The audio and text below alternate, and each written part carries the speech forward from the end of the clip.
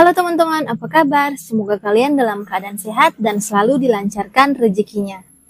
Warung sembako merupakan salah satu usaha yang menarik perhatian karena bisa menghasilkan keuntungan dengan cepat. Warung sembako dapat dikatakan sukses apabila memiliki banyak pelanggan, serta pendapatan yang dihasilkan oleh warung sembako bisa menutupi biaya operasional warung sembako tersebut.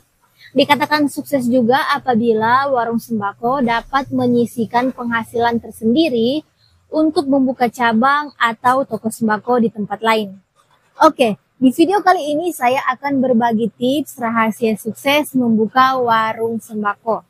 Semoga video ini bermanfaat untuk teman-teman para pemula atau teman-teman yang berencana ingin membuka warung sembako.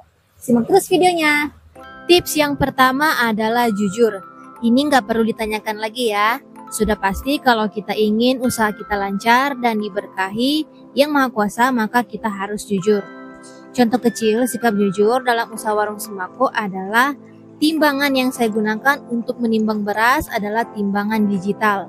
Karena jauh lebih akurat dari timbangan manual dan tidak bisa dimanipulasi. Walaupun harga timbangan digital jauh lebih mahal dibandingkan timbangan manual, tapi tidak apa-apa, yang penting hal tersebut dapat membangun kepercayaan pembeli bahwa kita jujur dalam hal timbang-menimbang. Tips yang kedua, ramah tapi tegas terhadap pembeli. Artinya, kita tetap mengutamakan prinsip sopan santun dalam berinteraksi dengan pembeli. Selalu murah senyum, tidak lupa mengucapkan terima kasih kepada pembeli setiap selesai transaksi, tapi di saat bersamaan kita tidak boleh membiarkan pembeli memanfaatkan keramahan kita. Misalkan untuk berhutang, kita harus memberikan batasan yang tegas terhadap hal tersebut. Jangan sampai keramahan kita malah menjadi bumerang dan menyebabkan warung kita bangkrut. Tips yang ketiga, terus lengkapi barang. Tips yang satu ini sangat penting apalagi jika di dekat warung sembako teman-teman terdapat warung saingan ya. Dengan terus melengkapi barang, kita bisa selangkah lebih unggul dibanding warung saingan. Di pikiran para pembeli akan terbentuk persepsi bahwa warung kita lebih lengkap sehingga jika butuh apa-apa, maka warung kitalah yang jadi pilihan pertama untuk berbelanja. Oleh karena itu, teman-teman jangan pernah bosan untuk melengkapi warung teman-teman dengan barang-barang kebutuhan pembeli. Teman-teman juga bisa bertanya kepada pembeli barang-barang apa saja yang mereka butuhkan. Siapa tahu bisa di stok di warung teman-teman, biar mereka tidak perlu pergi jauh-jauh untuk membeli barang tersebut. Tips yang keempat, pastikan stok barang selalu ready dan tidak kehabisan. Setelah melengkapi barang-barang, kita juga wajib menjaga ketersediaan stok barang-barang tersebut agar tidak kehabisan. Apalagi barang-barang fast moving ya. Di video sebelumnya sudah saya rincikan barang-barang apa saja yang termasuk kategori fast moving dan slow moving. Nah, tujuannya apa kita harus menjaga stok barang? Karena akan sangat disayangkan ketika ada pembeli yang mencari barang tersebut, tapi kita justru kehabisan. Ini fatal sekali.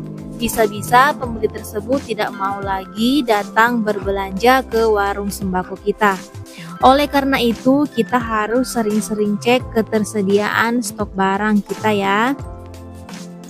Tips yang kelima, pasang harga murah terutama untuk rokok. Di sini yang perlu saya tekankan adalah prinsip berdagang di warung sembako ya teman-teman. Di mana tujuan kita berdagang itu bukan untuk cari untung atau profit, tetapi cari omset. Lebih tepatnya perputaran dari omset tersebut. Untung besar tidak menjamin warung kita ramai, tidak menjamin omset kita besar juga. Tapi omset besar pastilah untung atau profit kita juga besar.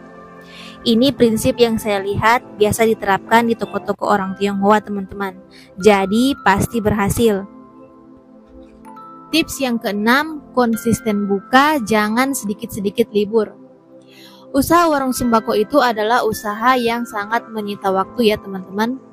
Kita tidak bisa mengikuti jam kerja layaknya orang yang kerja kantoran. Karena kebutuhan pembeli akan sembako tidak mengenal waktu. Sehingga pembeli mengharapkan warung kita selalu buka di saat mereka butuh. Jadi sebisa mungkin kita harus selalu ada untuk pembeli. Saya pribadi hanya tutup di hari Minggu saja. Tips yang ketujuh, penerangan harus memadai agar menarik perhatian pembeli. Ini salah satu cara menarik perhatian pembeli ya teman-teman. Cara ini saya ikuti dari minimarket modern. Pembeli lebih tertarik berbelanja di tempat yang banyak penerangannya dibanding yang penerangannya itu hanya seadanya saja. Di tempat saya memasang 5 lampu 20 watt di dalam dan 2 lampu di luar. Lalu saya pasang juga lampu charge biar jika listrik padam warung saya tetap terang, sehingga para pembeli tetap bisa berbelanja secara normal. Walaupun cara ini membuat tagihan listrik lebih mahal, tapi dijamin menarik perhatian pembeli lebih banyak. Tips yang terakhir adalah berbelanja langsung ke distributor atau supplier resminya.